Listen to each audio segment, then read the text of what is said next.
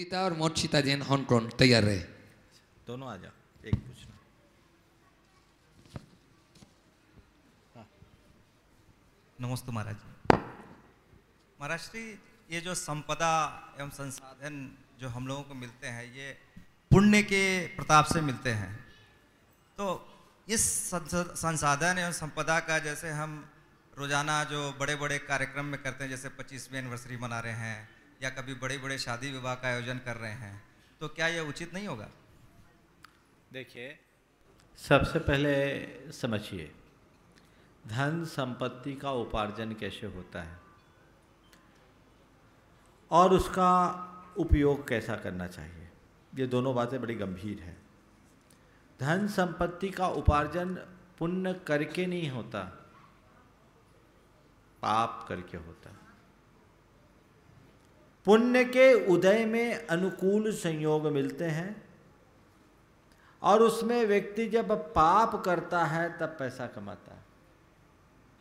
पुण्यवान पाप करके पैसा कमाता। मैंने पहले भी इस बात को बोला है। आपके पास पुण्य था, आपने पैसा कमाने में उपयोग किया, आप पैसा कमाते हो, व्यापार करते हो, तो क्या करते हो? सट काय जीव की विराधना उसमें होती कि नहीं होती? सट काय जीव की विराधना आपने की, उससे पैसा कमाया, तो उसमें हिंसा हुई कि नहीं हुई? आप पाप के भागी हुए कि नहीं हुए? माइक लेके बोलो। पाप के भागी हुए? हुए। तो तय है कि आपने जो पैसे का उपार्जन किया है वो पाप करके किया। पुण्य के उदय में पाप किया, पैसा कमाया। अब उस पैसे को कमाने के बाद उसको भोगोगे तो क्या करोगे? पुण्य की पाप। भोगने में क्या होता है? मौज मस्ती, भोग विलास के संसाधन। तो पाप करके पैसा कमाया, पाप में लगाया, तो अपने पुण्य को और छीन किया। पुराना पुण्य जो तुम्हारे बैलेंस शीट में था वो साफ हुआ, और पाप किया कमाते समय और उसको भोगने में भी पाप। तो आने वाले समय में क्या होगा? तुम तो फाइनेंस से जुड़े हो।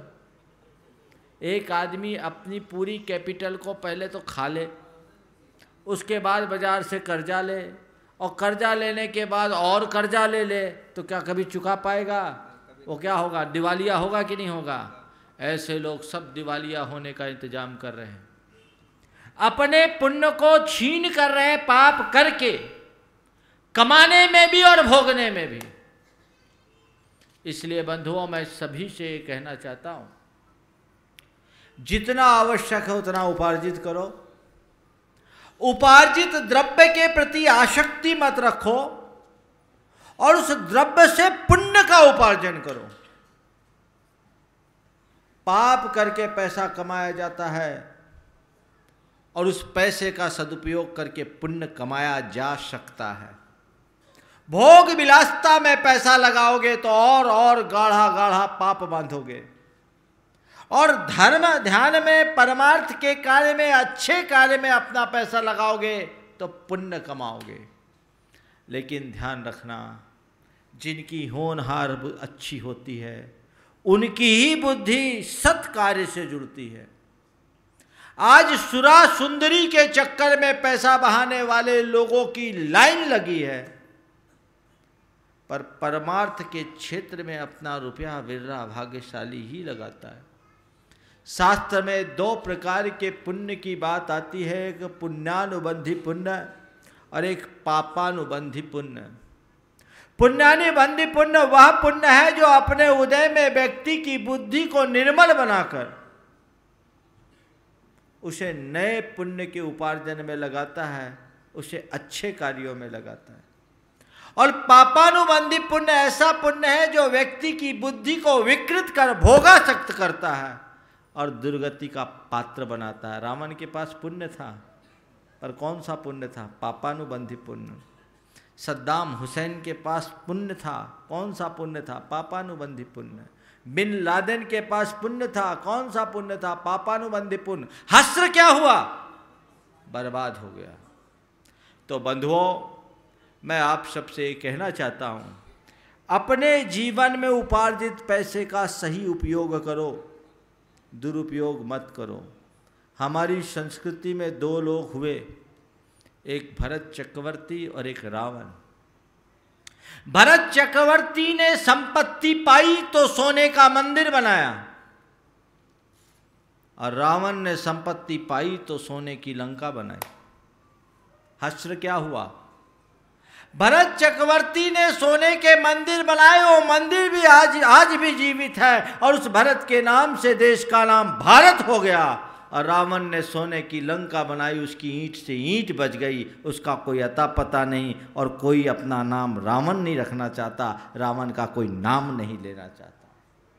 अच्छे कार्य में अपना द्रव्य लगाओगे तो तरक्की करोगे, उन्नति करोगे आत्मा की, और बुरे कार्य में अपना पैसा बहाओगे तो बर्बाद हो जाओगे, अपने भी आपको भी बर्बाद करोगे और पूरी संतति को बर्बाद कर दोगे। जीवन में कभी एक रूपता नहीं होती। आजकल एक कुपरंपराएं विकसित हो गई है, शादी विवाह, और अब तो 25वीं और 50वीं और अन्य अवसरों के बहाने लोग अनाप शनाप पैसा खर्च करने लगे हैं। भारत और भारत से बाहर जाकर के ऐसे कार्यक्रमों का आयोजन करने लगे हैं, और उसमें भी मर्यादा विहीन आचरण होने लगा है। खान पान तक में भी कई जगह ऐसी बातें मेरे कान में आई जहां जैन समुदाय के लोगों ने भी अपने यहाँ होने वाले समारोहों में शराब तक उपलब्ध कराना शुरू कर दिया। ये महान पाप है, अनर्थ है। लेकिन एक ही बात मैं जानता हूँ, जब व्यक्ति का पुराना पुण्य प्रगाढ़ होता है, उस समय वो व्यक्ति इतना ज़्यादा उस पुण्य के उदय में मदहोश हो जाता है कि उसे कुछ समझ में नहीं आता। लेकिन ध्यान रखना, एक न एक दिन ये तुम्हारा पुण्य क्षीण होगा। बहुतों का इसी जन्म में हो जाता है, जन्मांतर में तो होना ही है, दुर्गति को पाओगे। इसलिए सही उपयोग करो, फिजूल खर्ची से बचो। ये समझो कि मैंने कितना खटकर्म करके ये पैसा कमाया, इसका सदुपयोग करूं, समाज के कल्याण के लिए लगाऊं, जनता के उद्धार के लिए लगाऊं, मानवता की सेवा के लिए लगाऊं, संस्कृति की रक्षा के लिए लगाऊं, धर्म की प्रभावना के लिए लगाऊं, तो ये एक बहुत बड़ी उपलब्धि होगी। और मैं तो यही आशा और अपेक्षा रखता हूं, खासकर तुमसे और तुम जैसे युवकों से, कि कभी ऐसे लोगों का अंधा अनुकरण न करो। जो कुछ करो अच्छे कार्य में करो। सिद्धार्थ काला रांची, उसके बाद केसी जैन बिलासपुर तैयार।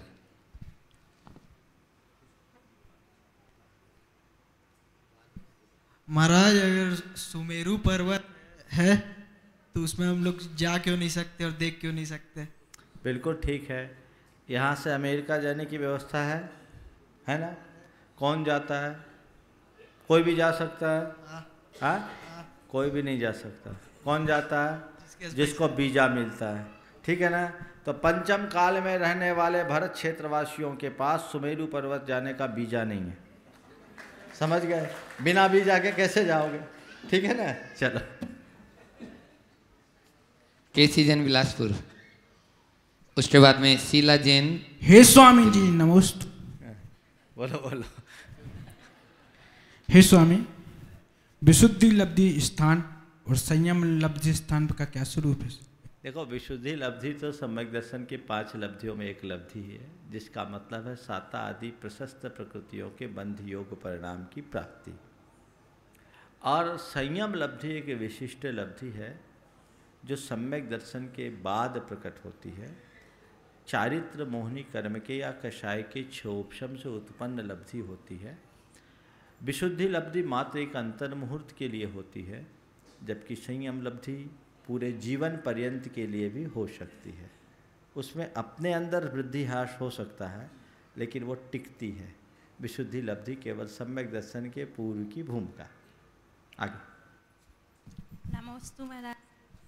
सची इंद्राणी को सम्यक दर्शन कब होता है और कौन सा सम्यक दर्शन होता है? जन्म से तो नहीं होता, जन्म के बाद होगा। तो कौन सा होगा? छायिक हो नहीं सकता, क्योंकि छायिक सम्यक दर्शन मनुष्य पर्याय में ही छायिक सम्यक दर्शन का प्रस्थापन होता है। क्षोभशम हो सकता है, कदाचित उपशम सम्यक दर्शन भी हो सकता है। बस भगवान के दर्शन का सानिध्य, जिन बिंब दर्शन, जिन महिमा दर्शन, जाति स्मरण, ये सारे निमित्त हैं। मुझे तो लगता है जो सच्ची होगी ना, पैदा होते ही जाति स्मरण पूर्वक सम्यक दर्शन प्राप्त कर लेती होगी, क्योंकि जिसका इंद्र इतना महिमाशाली, उसका रंग देखकर रंग बदल जाता हो। हालांकि आगम में ऐसा कोई विधान देखने को नहीं मिला। शीला जैन दिल्ली, मुदिता जैन, मोक्षिता जैन हॉन्टोन के साथ। नमस्ते महाराज जी, शिखर जी कब बना था? शिखर जी कब बना था? यह सम्मेद शिखर जी पर्वत का जो स्थान है वो जब से संसार है तब से है, समझ गए। अब ये जो पर्वत ने ये आकार लिया, जब भोग भूमि से कर्म भूमि का परिवर्तन होता है, भगवान के जन्म के पूर्व यहाँ पर्वत बना था। और ये जब पंचम काल का अंत होगा तो ये धरती चूर चूर हो जाएगी 1 योजन नीचे तक। फिर जब कर्मयुग की शुरुआत होगी तो इस धरती में फिर से हलचल मचेगी और धरती 1 योजन ऊपर उठेगी और इसी स्थान पर सम्मेद शिखर जी की रचना हो। चलो, बहुत बढ़िया, बहुत बढ़िया। नमोस्तु महाराज श्री। महाराज श्री, आज सुबह पर्वत पर ऊपर जाते समय मैंने एक उसमें पढ़ा बोर्ड पे कि जो है अग्नि से जला हुआ वन तो फिर भी हरियाली से भर जाएगा, लेकिन किसी के कठोर शब्दों से दग्ध हुआ मन कभी भी हरित नहीं हो पाएगा। तो हम अब किसी अपने के ही कठोर शब्दों को चाह कर भी क्यों नहीं भुला पाते? यही तो बात है। शस्त्र का घाव भर जाता है, शब्द का घाव सदैव हरा भरा बना रहता है। इसलिए हम इन बातों को समझें। देखो, शरीर की चोट से ज़्यादा गहरी चोट मर्म की चोट होती है। तो हम मर्मघाती शब्दों का, कर्कश कठोर शब्दों का प्रयोग कतई न करें, भूल करके भी न करें। ये हमारी कोशिश होनी चाहिए। और जब हमें किसी दूसरे के बुरे शब्द चुभे, उसी समय ये भी सोचे कि आज दूसरों के ये शब्द मुझे चुभते हैं तो मेरे शब्द भी किसी को चुभते होंगे। तय कर ले, आज के बाद मैं कभी किसी को कठोर शब्द का प्रयोग नहीं करूँ। नरेंद्र जी जैन रिटायर्ड जज गाजियाबाद से, जो आज निर्माण निधि सदस्य बने हैं। उसमें हेमचंद जी जैन मंसूरी और संध्या प्रेमचंद जी जैन साटर तैयार रहे। विकास कालिदास जी छाबड़ा जियाडन चले आए। सुविका जैन और कुमुद जैन अहमदाबाद। नमस्ते महाराज श्री, आपके चरणों में कोटि कोटि नमन। प्रश्न है, वास्तुशास्त्र और नाम के करण और नाम से भाग्य का क्या मिलन है? वास्तुशास्त्र और नामकरण और नामकरण, हाँ, और भाग्य से क्या संबंध है? वास्तुशास्त्र और नामकरण का भाग्य से क्या संबंध है? देखो, ये सब एक दूसरे के साथ जुड़े हुए हैं। वास्तु का जो विज्ञान है वह, उसके विषय में एक बात बहुत स्पष्टतया कही गई कि वास्तु अगर गलत हो और व्यक्ति का भाग्य प्रबल हो तो वास्तु का दुष्प्रभाव नहीं होता, और वास्तु यदि अच्छी हो और भाग्य खोटा हो तो अच्छी वास्तु का भी लाभ नहीं होता। जैन कर्म सिद्धांत कहता है कि कर्म अपना फल द्रव्य, क्षेत्र, काल, भाव के अनुरूप देता है। अनुकूल द्रव्य, क्षेत्र, काल, भाव में कर्म हमें अनुकूल फल देते हैं और प्रतिकूल द्रव्य, क्षेत्र, काल, भाव में कर्म हमें प्रतिकूल फल देते हैं। वास्तु की शुद्धि का मतलब है क्षेत्र को अपने अनुकूल बनाना। लेकिन केवल क्षेत्र के अनुकूल होने से क्या होगा? द्रव्य, काल, भाव भी तो चाहिए। तो अगर हम तीनों में लें तो द्रव्य, क्षेत्र, काल, भाव 25-25% चारों में होगा। हालांकि 50% भाव का रोल होता है, 50% द्रव्य, क्षेत्र, काल का। हम मान लें 25-25% मान लें तो केवल हमने 25% को चेंज किया, 75% तो है ना। तो क्षेत्र के अलावा द्रव्य, काल, भाव, उसको भी ठीक करने की आवश्यकता, उसको भी शुद्ध करने की आवश्यकता है। और उसको जब तक हम अनुकूल नहीं बनाएंगे तो हम कितना भी कुछ कर ले नहीं होगा। आप देखें, उसी घर में बाप दादा पले बढ़े और राइज किए, उनको वास्तु का दोष नहीं हुआ। और कोई आया नाती पोता कहता हमारा वास्तु खराब है। अरे वास्तु खराब नहीं, तुम्हारी वास्तविकता खराब है। जीवन की वास्तविकता को पहचानो। तुम्हारा कर्म खोटा है, तो क्या महाराज वास्तु को न माने? वास्तु को मानो, पर वास्तु को ही सब कुछ मत मानो। जब नया निर्माण करो यथासंभव वास्तु का ध्यान रखो। अगर कोई परेशानी है तो वास्तु का सुधार भी करो, लेकिन ये मत सोचो कि मैं वास्तु सुधार लूँगा तो मेरा भाव सुधर जाएगा। वास्तु के सुधार के साथ साथ अपने भावों की शुद्धि करो। जब भी अशुभ अमंगल का योग बने,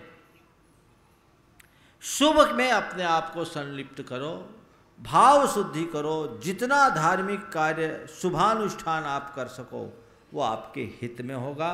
वास्तु की शुद्धि के साथ ये आपकी वास्तविक शुद्धि का आधार बन जाएगा। नामकरण का भाग्य के साथ बहुत गहरा संबंध नहीं है, फिर भी आजकल एक विज्ञान विकसित हुआ है। अंकों के अनुरूप व्यक्ति के नाम रखे जाते हैं, पर केवल नाम रखने से काम नहीं होगा, पुण्य भी चाहिए।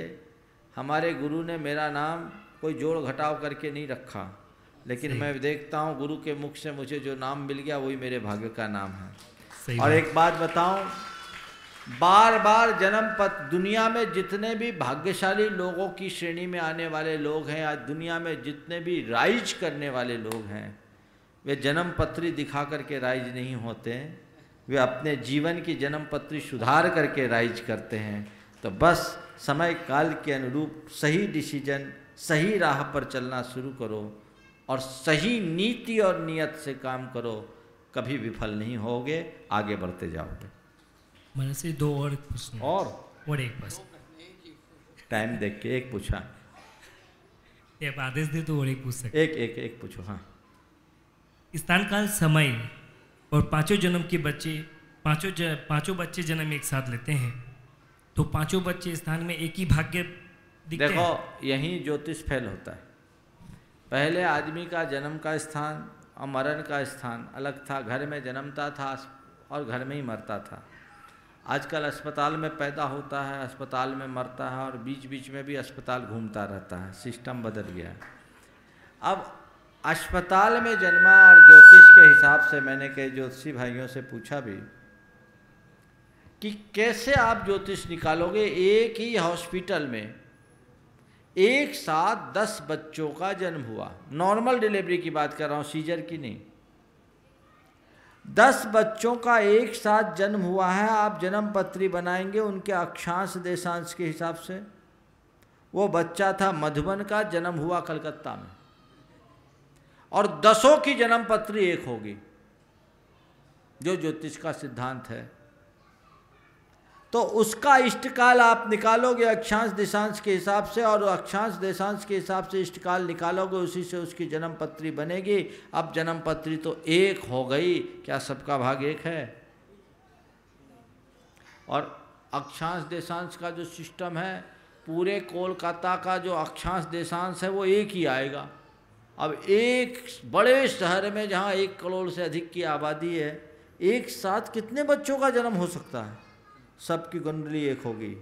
इसलिए जन्म कुंडली मानो पर बहुत ज़्यादा मत मानो, उतना ही मानो, क्योंकि आज की सारी व्यवस्थाएं ही बदल गई हैं। हो सकता है जो ज्योतिष विद्या से जुड़े हुए वो मेरी बात से थोड़े नाराज़ हो जाए, पर नाराज़ होने की बात नहीं है, ये यथार्थ है, इसे स्वीकारना चाहिए। आप जो भी फलित करोगे उसकी एक सीमा, उससे आगे नहीं चल सकते। आगे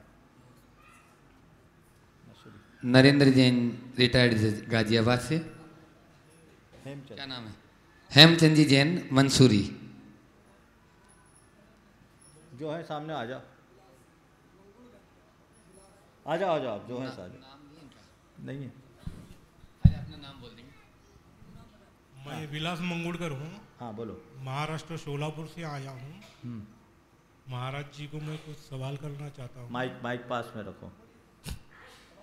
ये है मेरा सवाल कि ध्यान करना यानी क्या, तो कितना जरूरी है, और आम आदमी कैसा कर सकता है? क्या बोला? आम आदमी हाँ कैसा कर सकता है, उसका लाभ क्या है? ध्यान के लिए पूछ रहे हैं? हाँ, क्या पूछ रहे हैं? ध्यान के बारे में पूछ रहा हूँ। ध्यान का क्या लाभ है और ध्यान की क्या प्रक्रिया है, आपके पूछने का यही भाव है ना? वही है। ध्यान का बहुत लाभ है। ध्यान को परम तप कहा है, कर्म निर्जरा का बड़ा कारण है। तो ध्यान का सबसे बड़ा लाभ तो यह है कि ध्यान करने से व्यक्ति की मानसिक क्षमता विकसित होती है, सोच सकारात्मक होती है, परिणाम शांत और निर्मल होते हैं, जीवन पवित्र होता है। इसलिए व्यक्ति को ध्यान करना चाहिए। आजकल तो सारे बड़े कारपोरेट हाउसेस में मेडिटेशन को आगे बढ़ा दिया, क्योंकि उसमें बहुत ज़्यादा तनाव, काम का बोझ, स्ट्रेस एक बड़ी समस्या हो गई, जिससे लोगों में काम करने की क्षमता नष्ट होने लगी। तो उसमें किसी आधार पर कंसंट्रेशन बनाए रखने की प्रक्रिया को बढ़ा दिया गया और लोग उसके हिसाब से अपने आप को एकाग्र करने लगे। तो यही हमारी साधना पद्धति में है कि कुछ देर के लिए ध्यान करो। ध्यान की पूरी प्रक्रिया है, उसके लिए मैं अभी बताऊं तो काफ़ी लंबा समय लग जाएगा। आज का पूरा सत्र ध्यान में चला जाएगा, इसलिए मैं कह रहा हूं ध्यान के लिए अभ्यास कीजिए। जो ध्यान के अभ्यासी हैं उनके समागम में रहिए और उस प्रक्रिया से आप ध्यान करेंगे, जीवन में जरूर लाभ मिलेगा। अहमदाबाद से श्रीमती कुमुद जैन, इन्होंने प्रश्न दिया था व्हाट्सएप के माध्यम से, लेकिन आ नहीं पाया तो खुद ही चली आई प्रश्न के साथ में। और इनकी बेटी सुविटा जैन अहमदाबाद, वो भी एक प्रश्न पूछी थी, उसका भी जवाब नहीं हो पाया था। सुविटा नहीं आई है, उसका सुविटा का प्रश्न है महाराज जी कि नैवेद्य हम चढ़ाते हैं, उसकी जगह कोई भी ड्राई फ्रूट्स जैसे किशमिश आदि चढ़ा सकते हैं क्या, और श्रीफल में भी दूसरे ड्राई फ्रूट्स चढ़ा सकते हैं क्या? देखिए, ये तो एक प्रतीकात्मक व्यवस्था बना दी गई कि नैवेद्य में चिटक को चढ़ा दें। चूँकि रांधे हुए अनाज को चढ़ाने की परंपरा कुछ स्थानों में नहीं है, और वो ठीक भी है, क्योंकि भगवान को कुछ खिलाने तो हम जान ही रहे, भगवान तो तृप्त हैं। तो एक प्रतीक के रूप में ऐसा विकसित किया गया कि नैवेद्य के लिए हम चिटक चढ़ा दें, तो उसमें हमारा एक यूनिफॉर्म है। और भी कुछ चढ़ा सकते हैं, लेकिन और कुछ चढ़ाएंगे तो फिर धीरे धीरे जिसके मन में जो आएगा वो चढ़ाने लगेगा। इसलिए जो एक व्यवस्था बनाई गई है और जहाँ पूजा की जो परंपरा है उसी के अनुरूप करना ज़्यादा अच्छा है। एक बात ध्यान रखना, सबसे मैं कहता हूँ, भगवान के सामने चढ़ाए गए द्रव्य का उतना मूल्य नहीं है, भाव का मूल्य है। क्या चढ़ा रहे हो ये उतना मूल्यवान नहीं, क्यों चढ़ा रहे हो ये मूल्यवान है, कैसे चढ़ा रहे हो ये मूल्यवान है। इसलिए उसको देखो और जो विधि जो व्यवस्था है उसको मत बदलो। श्रीफल श्रेष्ठ फल माना जाता है, उत्कृष्ट फल, इसलिए श्रीफल चढ़ाते हैं। अन्य फल को भी चढ़ा सकते हैं, वो फल होगा, और जब श्रीफल चढ़ाओगे तो श्री फल होगा। लोग फल स्वरूप श्री चाहते हैं, इसलिए श्रीफल चढ़ाते हैं। श्री का मतलब समझे ना, तो हमको क्या मिले, श्री मिले, इसलिए श्रीफल ज़्यादा चढ़ाते, फल नहीं चढ़ाते। सब सीधी सीधी बात है। आचार्य समंतपद महाराज ने कहा, अनपेक्षितार्थ वृत्ति का पुरुष सेवते नृपतीन, बिना मतलब भगवान की पूजा कौन करेगा, समझ गए। श्रीफल चढ़ाने की एक अपनी विशेष परंपरा है। श्रीफल के पीछे कुछ और आध्यात्मिक प्रतीक भी है। श्रीफल आप देखते हैं तो श्रीफल को बजाने से वो बजता है, इसका मतलब वो वेद विज्ञान का द्योतक है। आप बजा रहे, गरीगोला अलग, ऊपर का कवच अलग, ऐसे ही आत्मा अलग और शरीर अलग, समझ गए। भेद विज्ञान का प्रतीक है वो श्रीफल, इसलिए भगवान के चरणों में हम अपने भेद विज्ञान को पाने के लिए भी श्रीफल चढ़ाते हैं। इनका स्वयं का प्रश्न कुमुद जैन का, ये बोल नहीं रही हैं। ज्ञाता, ज्ञान, ज्ञेय, ये तीन प्रकार कर्म प्रेरक है, और कर्ता, करण तथा क्रिया, ये तीन प्रकार के कर्म संग्रह है। कृपया इसका अर्थ समझे। ज्ञाता यानी जानने वाला, ज्ञान जो जाने, और ज्ञेय जिसे जाना जाए। कर्ता यानी करने वाला, करण यानी जिससे करा जाए, और क्रिया यानी जो किया जाए। चलो संध्या प्रेमचंद जी जैन सागर, उसके बाद में हीरामणि धर्मचंद जी पाटनी इंदौर, तैयार रहे। नमोस्तु महाराज। महाराज श्री आदिनाथ भगवान से लेकर महावीर भगवान तक क्या कोई पहले ऐसी प्रजातियां होती थीं, जैसे आज परवार, गोलापूरब, खंडेलवाल, पोरवाल, ये सब हो रहा है? देखिए, आदिनाथ से लेकर महावीर पर्यंत जो हम अपना इतिहास पढ़ते हैं, वहाँ वंशों का नाम मिलता है, जातियों का नाम मेरे देखे कहीं देखने को नहीं मिला। जाति के विषय में तो आदि पुराण में लिखा है कि मानव जाति ही एक सबसे बड़ी जाति थी। पहले वर्ण व्यवस्था थी, वर्णाश्रम के अनुरूप व्यवस्थाएं होती थी। इक्ष्वाकु वंश, यदु वंश, हरि वंश आदि आदि अनेक प्रकार के वंश थे, उस वंश की चर्चा आती थी। इसलिए जाति जैसे इन जातियों में किसी जाति का उल्लेख देखने को नहीं मिला। हाँ, एक दो जगह जैसे पद्म पुराण में एक जगह लिखा है, न जाति गर्हिता कश्चित गुनाह कल्याण कारणम व्रतस्थम अपि चांडालम तम देवाः ब्राह्मणम विदु। इन आधारों पर यह दिखता है कि पुराने समय में भी कहीं न कहीं जाति शब्द का चलन आ गया होगा, और तभी आचार्य समंतभद्र महाराज ने भी 8 मद में एक मद कुल का और एक मद जाति का रखा है। पर वहाँ जाति का अर्थ माँ के पक्ष को लिया है और कुल का अर्थ पिता के पक्ष को, तो कुल मिलाकर कुल हो या जाति ये भी किसी न किसी वंश से जुड़ा होगा। वर्तमान में जितनी भी जातियाँ हैं जैन समाज में, कहते 84 जातियाँ हैं, इन सब का इतिहास भगवान महावीर के बाद का ही देखने को मिलता है। खंडेलगिरी से खंडेल वालों का उदय हुआ, ये भी जिनसेन महाराज के काल में लगभग 2000 वर्ष पूर्व। विक्रमादित्य के वंशज के रूप में परवारजन हैं जो पहले गुजरात में थे, वहाँ के राजाओं के द्वारा खदेड़े जाने के बाद मध्य प्रदेश में चंदेल और चाहमान नरेशों के संरक्षण में आए। गोलागढ़ से गोला पूरब गोला लारे हुए, जैसलमेर से जैसवाल हुए, अग्रोहा से अग्रवाल हुए। और इन जातियों का इतिहास आप सुनोगे तो हंसी आएगी। अपने यहाँ एक खरौवा समाज है और एक मिठौवा समाज है, और ये खरौवा और मिठौवा कैसे बने मालूम? बहुत थोड़ी संख्या है। 2 भाइयों का बंटवारा हुआ, एक को खारे पानी का कुआं मिला, सुबह हो गए खरौवा, और दूसरे को मीठे पानी का कुआं मिला, वो मिठौवा। तो ये कोई जाति अनादि नहीं है, और इस प्रकार के जातियों का व्यामोह करना सम्यक दर्शन में दोष लगाना। मुस्तु महाराज हीरा नाम का जीवन में आदमी के, अरे अभी तो उत्तर दिया, चलो दूसरा प्रश्न बोलो। हाँ, हीरामणि धर्मचंद जी पाटनी, इंदौर, जैन कॉलोनी इंदौर। आज ये सूत्रधार भी बने हैं, पर्ची पहले से आई हुई थी, मैं बोलना भूल गया। हीरामणि धर्मचंद पाटनी, अंकित सोनम पाटनी, जैन कॉलोनी इंदौर। जोरदार तालियों से इनका स्वागत करें। और इनको स्मृति चिन्ह देते हुए सुभाष जी, मुख्य प्रशासक और NL जैन CO गुणायतन, आप दोनों इन्हें स्मृति चिन्ह देते हुए और प्रश्न भी पूछेंगे। अब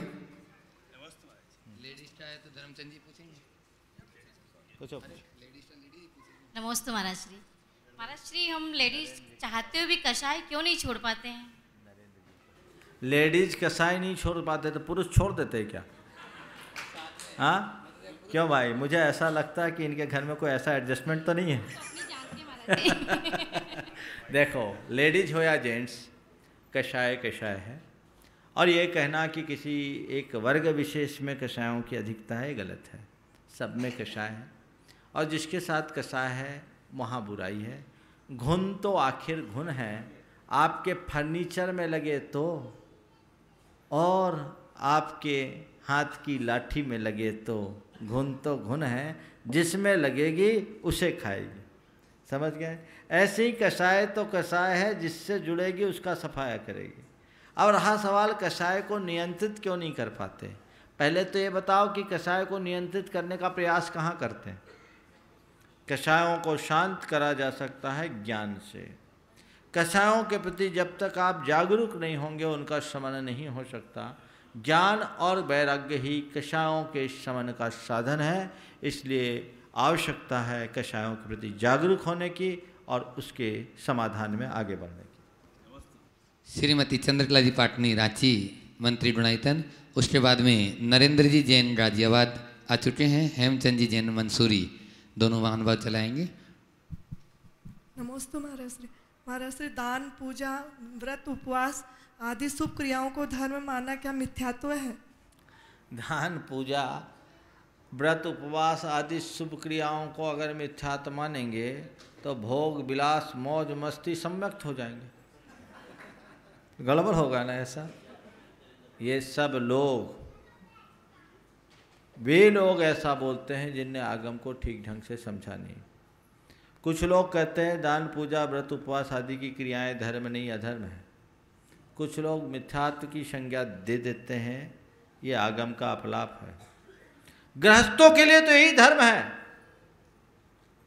आचार्य वीरसेन स्वामी ने कहा, पूछा उनसे कि गृहस्थों का धर्म क्या है, तो उन्होंने कहा दानम पूया शील मुवासो साव्यानम चौभ्यो धम्मो। दान, पूजा, शील, उपवास, यही श्रावकों का 4 धर्म है और कुछ नहीं। करोगे क्या? क्यों ऐसा धर्म क्यों? धर्म तो आत्मा में डूबने का है। अरे जो विषयों में डूबा वो आत्मा में नहीं डूब सकता। विषयों से बाहर निकालने के लिए तुम्हें परमार्थ में लगाना पड़ता है, और जो परमार्थ में लगता है वही अध्यात्म में डूब सकता है। तो एक क्रम है।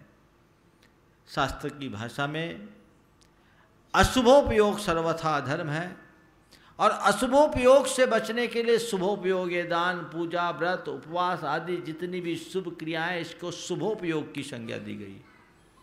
और ये शुभोपयोग आत्मक क्रियाएं ही गृहस्थों के लिए आलंबनीय है। हाँ, किस लिए? पुण्य कमाने के लिए नहीं, अपने आप को पाप से बचाने के लिए। इसके अलावा मेरे पास कोई चारा नहीं है। आत्मा में डूबने की क्षमता नहीं और विषयों में रमने की इच्छा नहीं, तो क्या करेंगे? सम्यक दृष्टि विषयों को इष्ट नहीं मानता, इसलिए विषयों से विमुख होता है, आत्मा में डूब नहीं पाता, तो बाहर की इन क्रियाओं में रमता है। यही उसका धर्म ध्यान है। जो लोग ऐसा कहते हैं वो आगम को नहीं पहचानते। इनके माध्यम से वे अपने भाव का उद्धार कर सकते हैं। आचार्य समंतभद्र महाराज कहते हैं, जो व्यक्ति दान करता है उसका कल्याण होता है। जो व्यक्ति दान करता है उसका कल्याण होता है। जो पूजा करता है वो अपने भावताप को नष्ट करता है। और शील, उपवास भी जीवन के कल्याण का कारण है। हम अनेक ग्रंथों के संदर्भ को यहाँ लाइन लगा के बोल सकते हैं, लेकिन मैं सोचता हूँ हवाला देने की आवश्यकता नहीं है।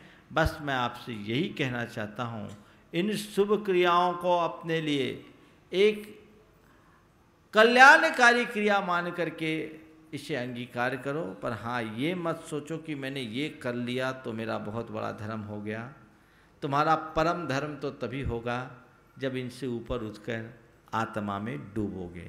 ध्यान रखना, क्रिया की दृष्टि से दान, पूजा, व्रत, उपवास भी क्रिया है और स्वाध्याय भी क्रिया है। वे लोग स्वाध्याय पर तो जोर देते हैं, पूजा पाठ, भक्ति, दान आदि को गौण करते हैं। मैं कहता हूँ उन व्यक्तियों को स्वाध्याय का भी लाभ नहीं। शास्त्र बोलता है जिनेंद्र भगवान की पूजा श्रावक का आवश्यक कर्म है, और वो कहे स्वाध्याय करो, पूजा में क्या रखा?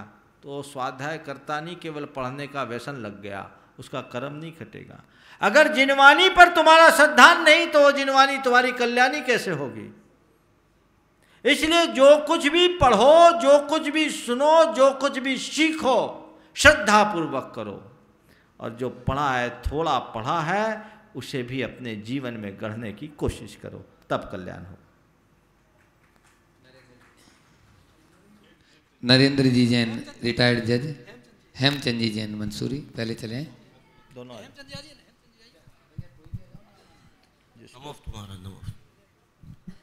केवल ज्ञान के विषय में बताएं। केवल ज्ञान के विषय में बताऊं? केवल ज्ञान ऐसा ज्ञान है जिसके आगे कोई ज्ञान नहीं। केवल यानी अकेला ज्ञान। हम लोगों के पास ज्ञान तो है, लेकिन हमारा ज्ञान सालंबन ज्ञान है और सीमावर्ती पदार्थों को जानता है। केवल ज्ञान एक ऐसा ज्ञान जिसे हम पूर्ण ज्ञान कह सकते हैं, जिसमें किसी भी प्रकार के आलंबन की आवश्यकता नहीं। संपूर्ण लोक और अलोक के सब पदार्थों को एक साथ, भूत भविष्य वर्तमान, सबको जो जान ले वो केवल ज्ञान होता है। इसको आप कहें कि महाराज क्या केवल ज्ञान होता है? हमने आज केवल ज्ञानी को देखा नहीं, लेकिन केवल ज्ञानी होने का अनुमान जरूर लगा सकते हैं। कैसे? आज हम आप सब में एक सी ज्ञान की समानता नहीं है। किसी का ज्ञान बहुत मंद होता है, किसी का ज्ञान प्रखर होता है और किसी का ज्ञान अति प्रखर होता है ना। तो ये ज्ञान की तरतमता है। इसका मतलब हमारे अंदर कोई ऐसा कारण है जो हमारे ज्ञान को प्रभावित करता है। शास्त्र की भाषा में उसी का नाम है ज्ञानावरण कर्म। तो ज्ञानावरण कर्म जिसका तीव्र होता है उसका ज्ञान मंद होता है, ज्ञानावरण कर्म जिसका मंद होता है उसका ज्ञान प्रखर होता है। अब ऐसी स्थिति जो पूरे ज्ञानावरण कर्म को ही नष्ट कर दे, वो केवल ज्ञानी हो जाता है, वो सर्वज्ञानी हो जाता है। अनुमान लगाएं। आज अपने माइंड के विषय में कहते हैं कि दुनिया के सबसे तीक्ष्ण बुद्धि वाले व्यक्ति का भी माइंड अधिकतम कितना % काम करता है? 6%। यही है ना, 6% मात्र। तो 6% बुद्धि काम करने में अल्बर्ट आइंस्टीन बन गया, तो उसका 94% और एक्टिव हो जाता तो क्या होता, समझ गए। तो इसका मतलब ये है, इसे ऐसे समझे, योग शक्ति के द्वारा साधक अपनी माइंड पावर को बढ़ा सकता है। हालांकि माइंड पावर भी हमारे सिद्धांत से नहीं घटता, क्योंकि माइंड तो शरीर सहित है, केवल ज्ञान तो अशरीर अवस्था में भी होता है। लेकिन केवल मैं समझाने के लिए कह रहा हूं कि ज्ञान में उत्कर्ष कैसे हो सकता है। साधना के बल पर ज्ञान का उत्कर्ष हो सकता है, और जैसी ज्ञान आवरण कर्म का नाश होगा, आत्मा को केवल ज्ञान हो जाएगा। नरेंद्र जी जैन गाजियाबाद, उसके बाद में वीना काला गया और सो प्रेमलता सुरेंद्र कासलीवाल झालना तैयार रहे। नमस्ते महाराज जी। महाराज जी, मेरी 2 शंकाएं हैं और एक सुझाव है। शंका सबसे पहली ये है कि शैव मत के जो शिव हैं और हमारे आदिनाथ भगवान, दोनों का उनके एक मोक्ष गए वहाँ से। आज शिवरात्रि का दिन, आपका आशय समझ गया। आपका कहना है शिव और ऋषभ देव में काफ़ी कुछ समानता दिखती है। इस विषय में क्या है, मैंने बहुत पहले एक लेख पढ़ा था, ऋषभ और शिव ऐक्य के आयाम, संभवतः डॉक्टर गोकुल प्रसाद जैन का वो लेख था। दिल्ली से एक पत्रिका निकलती थी ऋषभ सौरभ। डॉक्टर हृदयराज जैन जैन समाज के एक बहुत अच्छे संस्कृति प्रेमी व्यक्ति रहे, जो हर साल सेमिनार्स किए करते थे, और जैन धर्म के प्रवर्तक भगवान ऋषभ देव है, इसकी प्रस्थापना में उनका बड़ा महनीय योगदान रहा। तो वो अपने यहाँ से हमेशा एक पत्रिका निकालते थे हर 3-4 महीना में, ऋषभ सौरभ, उसमें ये लेख छपा है।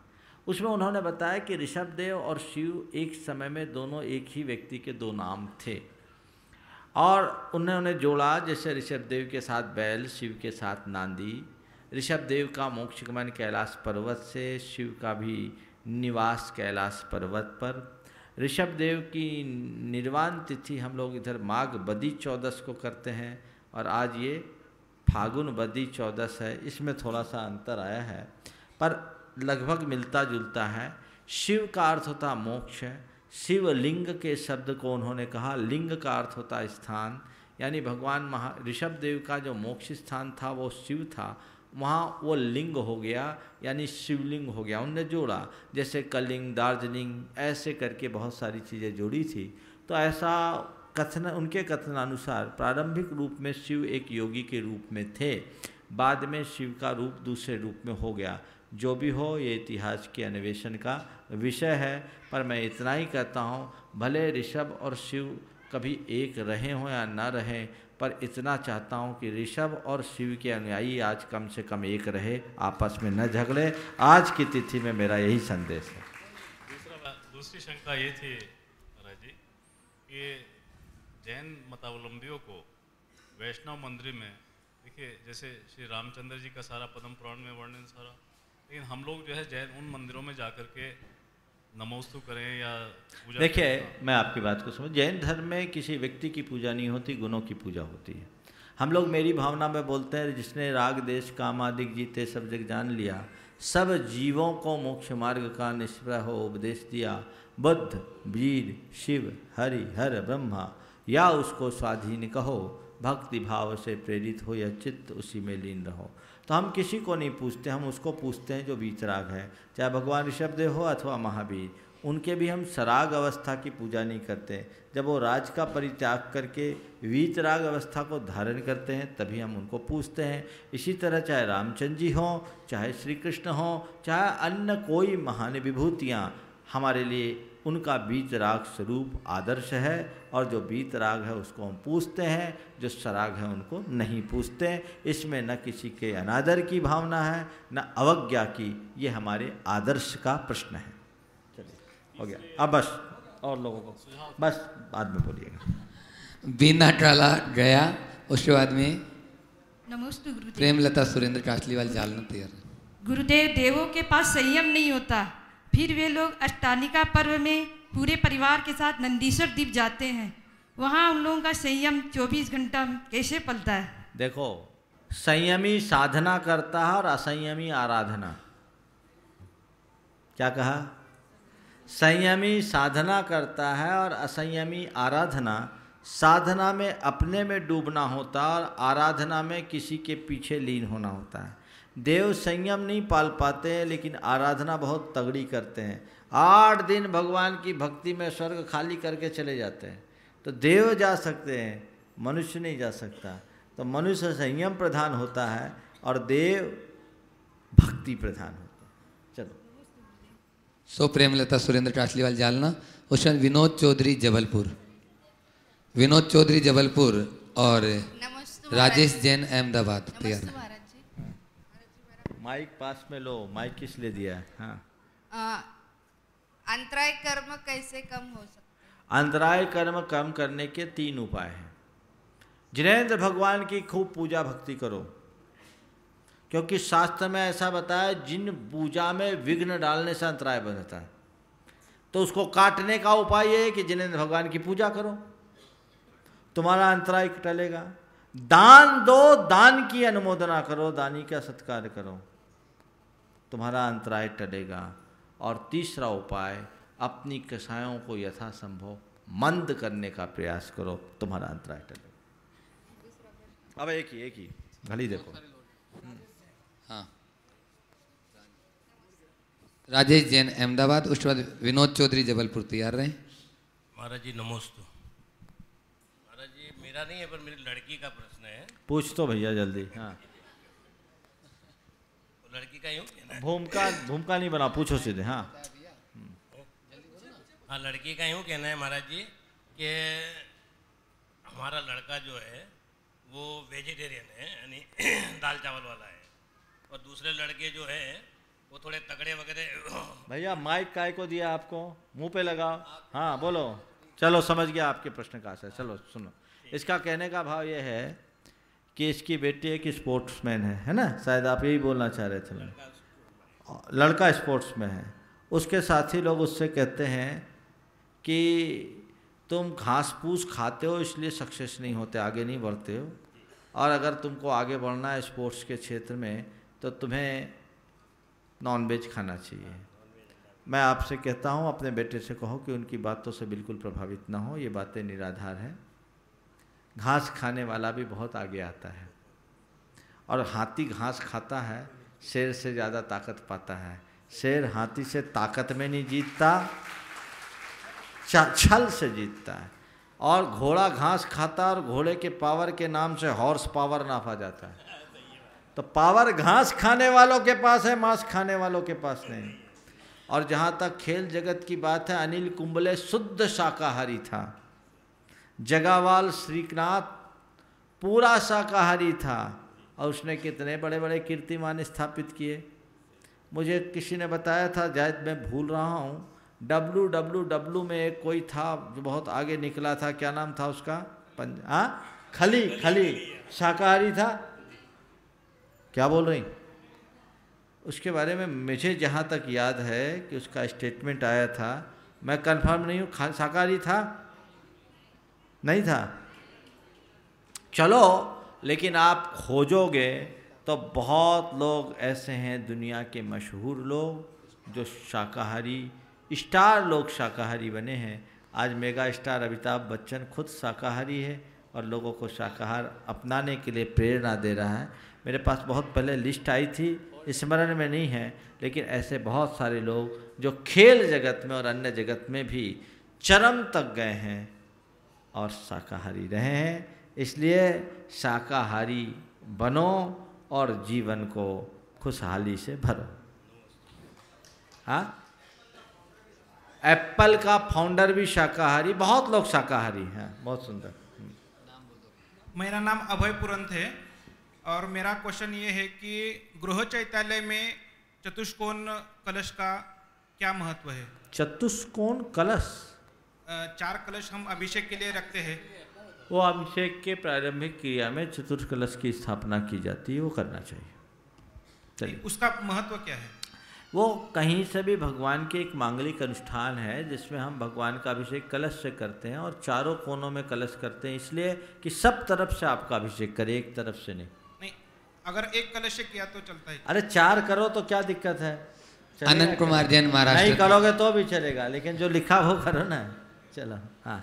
नमस्ते महाराज जी, मेरा प्रश्न यह है कि पूरे भारतवर्ष में हमारा दिगंबर जैन समाज एक है, तो फिर इसे 13 इस पंथ में क्यों बांटा गया? ये किसने बांटा? महाराज ने बांटा क्या? तो महाराज से क्यों पूछ रहे हो? पंथ एक है, पंथी एक कहाँ है? पंथी तो एक हो जाए, सारा काम हो जाएगा। चलो आगे। श्रीमती द्रौपदी जैन सागर तैयार रहे। विनीत जैन अम्बाला से पूछ रहे हैं, बड़े लोग अपनी ही बातों को छोटों पर थोपते हैं, उनकी बातों की भावनाओं को नहीं समझते और ना सुनते हैं, इसे इग्नोर कर देते हैं, आखिर ऐसा क्यों? जब बड़े अपने आप को केवल बड़ा मानते हैं और अपने आप को अधिकारी मानते हैं तो अपनी बातें थोपने की कोशिश करते हैं, पर ये बात ठीक नहीं। आप बड़े हैं मानता हूँ और बड़े के लिए बहुमान मिलना चाहिए, आपका छोटों पर अधिकार भी है, लेकिन अधिकार के साथ साथ अपने कर्तव्यों का भी ख्याल रखना चाहिए। बड़ों को जहाँ छोटों को नियंत्रित करने का अधिकार है, वहीं छोटों को प्रोत्साहित करने के और आगे बढ़ाने के लिए प्रेरणा देने का कर्तव्य भी है। उनकी भावनाओं को समझना भी उनकी ड्यूटी है। तो जो बड़े अपने अधिकार के साथ अपने कर्तव्यों का पालन करते हैं, उन्हें उनके अधिकार के साथ सम्मान भी मिलता है, और जो अपने कर्तव्यों को भुला देते हैं, कुछ समय बाद उन्हें उपेक्षा का शिकार होना पड़ता है। इसलिए बड़े ऐसा न करें और छोटे भी बड़ों के प्रति अच्छा व्यवहार करें। द्रौपदी जैन सागर। महाराज जी नमोस्तु। महाराज जी अपनी कमाई का कितना प्रतिशत दान देना चाहिए? कम से कम 10%। और महाराज जी 16 कारण व्रत 16 दिन के चलते हैं कि नहीं? 16 दिन के भी चलते हो, बाबा जी से पूछना। 30 दिन के भी चलते हैं और कैसे कैसे चलते हैं उनसे पूछना। चलो आगे। नमस्ते महाराज जी, ये वहाँ पर माने टोकों पे चरण स्थापित है महाराज, तो उनकी क्या प्रतिष्ठा होती है या पूज में करती है? ऊपर जो चौकों पर चरण स्थापित, उनकी विधिवत प्रतिष्ठा होती है। चलिए। अमरजीत जैन। नमस्कार महाराज, मैं ऊपर शिखर जी गया, मैंने वहाँ पर एक ही भगवान के 2 चरण देखे, एक शतावरी और एक दिगंबरी। क्या भगवान 2 थे? अच्छा, पारसनाथ टोंक में आपने देखा होगा। पारसनाथ टोंक में ये जो 2 चरण बने हैं ये बहुत बाद में बने। मूल चरण ऊपर थे स्वर्णभर टोंक पे, और ऊपर के चरण के बाद बताया जो नीचे जिसको आप लोग गुफा कहते हैं, वो एक्चुअल में प्राकृतिक गुफा नहीं है, वो पारसनाथ भगवान के उस मंदिर के फ्लिंथ के नीचे का एक हिस्सा है जिसे गुफा का रूप दे दिया गया है। अगर हम उस गुफा की ऊंचाई को देखें तो पारसनाथ भगवान तो 9 हाथ के थे, बैठ कर के भी उसमें नहीं समाते।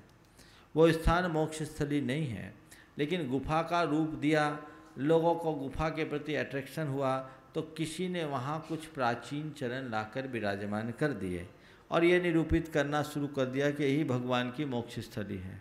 तो लोगों का ऊपर से ज़्यादा ध्यान नीचे जाने लगा। मैंने दोनों जगह को बहुत बारीकी से देखा है और दोनों जगह मैंने साधनाएं की है, रात्रियां बिताई है, ऊपर भी और नीचे भी। मैंने पाया, पहली बात तो ऊपर और नीचे की दोनों की प्रशस्तियों में 100 साल का अंतर है। ऊपर वाली मार्क सुधी 1700, ऊपर की 1849 है और नीचे की 1949 है।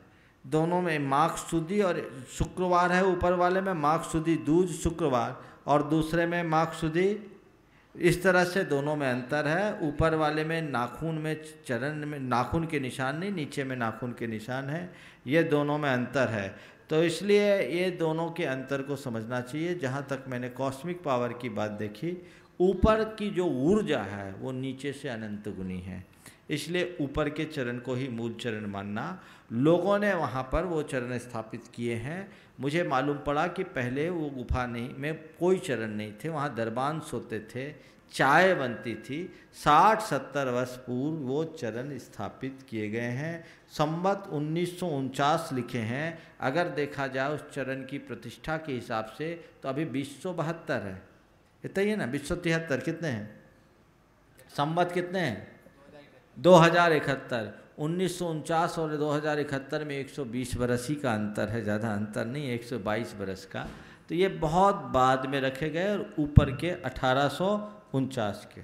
चलिए, इस प्रकार ऊपर के चरण को ही मूल चरण मानना चाहिए। उधर से इशारा हो रहा है, समय आप सबका हो गया आज के इस शंका समाधान को। हाँ, सभी श्रोताओं की ओर से और उपस्थित जनता की ओर से बारंबार नमोस्तु करते हुए, नमोस्तु महाराज जी, नमोस्तु महाराज जी, नमोस्तु महाराज जी। नमोस्तु महाराज जी। एक मेरा क्वेश्चन ये है कि सभी टोप के ऊपर में जो लिखा हुआ है कि जैसे 1 अरब मुनि मोक्ष गए, 2 करोड़ मोक्ष गए, तो आज की जनरेशन को या श्रावक को ये चीज़ नहीं मालूम कि ये एक दिन में नहीं गए हैं, ये असंख्यों वर्ष में गए। एक सागर असंख्यात वर्षों का होता है और ये एक कोला कोली सागर 42,000 वर्ष कम एक कोला कोली सागर में गए। बहुत लंबा अंतराल है, इसलिए इसमें कुछ सोचने जैसी बात नहीं है। आज की चर्चा को यहीं पर विराम, भैया समय हो गया, कल आना। चलो महाराज, मैं आपसे एक प्रश्न पूछना चाहता हूँ। मैं जब कल पहाड़ पर गया था तो मैंने उधर बहुत सारे टोकिया देखे थे, तो कई टोकियों में ऐसा लिखा था कि कुछ भगवान 1000 साल, फिर 90,000 साल, 1 करोड़ साल ऐसे जिए थे। तो एक आम आदमी ऐसा क्यों नहीं जी सकता? ये आम आदमी आज के युग में नहीं जी सकता, पहले आम आदमी का यही जीवन था, समझ गए? ये बहुत पुरानी बात है। देखो, जब उधर से इशारा हो जाए तो किसी को बुलाया नहीं करो, वहाँ प्रश्न आ जाता, उत्तर नहीं आता। ये गड़बड़ कर